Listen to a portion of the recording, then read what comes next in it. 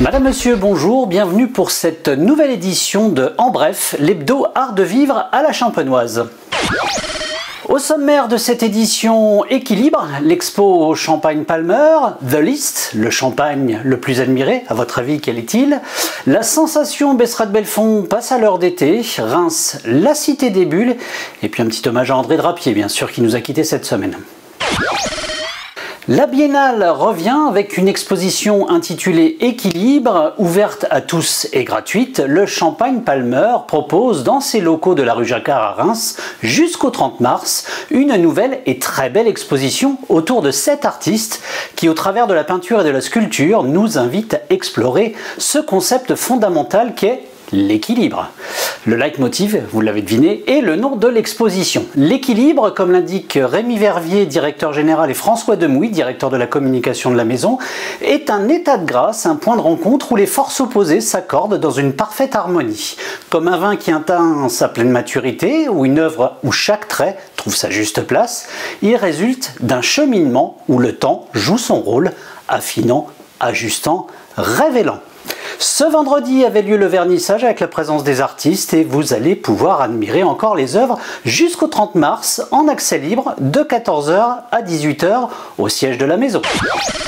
Tous les ans, depuis 12 ans, c'est le célèbre classement de The Drinks International que tout le monde attend. Quel est le champagne le plus admiré dans le monde? The List donne le classement après un questionnaire effectué auprès des professionnels de la profession, qu'ils soient barman, qu'ils soient spécialistes du vin ou écrivains célèbres.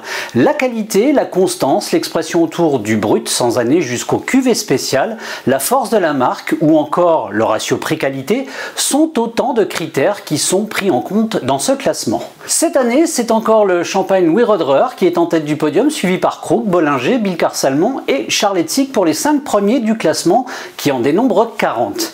À noter l'entrée aussi cette année de Leclerc-Briand, Thiénot, Baron de Rothschild et le retour de Salon, Henri Giraud, Armand de Brignac, Duval-Leroy, Le Ménil et Joseph Perrier. Nous sommes profondément émerveillés par la magie de la nature et nous nous efforçons de la servir le mieux possible pour restituer un peu de cette magie à travers nos vins, déclare Frédéric Rousseau, président directeur général de Louis Roederer, le premier du classement. La sensation bébé passe à l'heure d'été avec l'arrivée des beaux jours. L'espace bébé Besserade-Belfond, situé à quelques pas de l'avenue de Champagne, rue Jean Mouette, a modifié ses horaires pour vous accueillir 7 jours sur 7.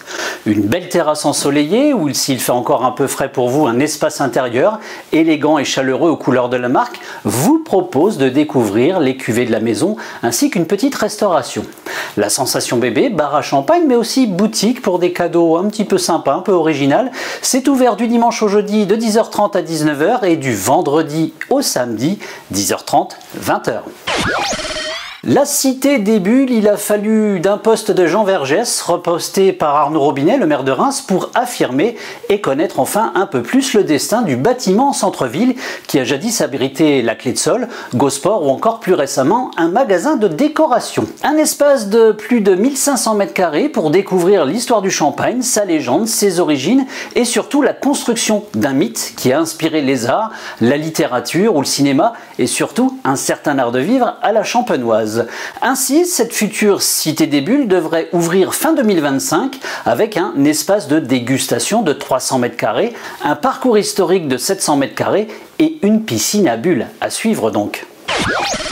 Une triste nouvelle, mais nous ne pouvions clôturer cette édition sans rendre hommage à André Drapier, créateur de la première grande marque de champagne de l'Aube, qui est décédé cette semaine à 99 ans. Le vigneron d'Urville est un des acteurs qui a permis au vignoble de l'Aube de devenir ce qu'il est aujourd'hui, offrant également à la maison familiale d'être devenu incontournable en Champagne. Au revoir, monsieur Drapier.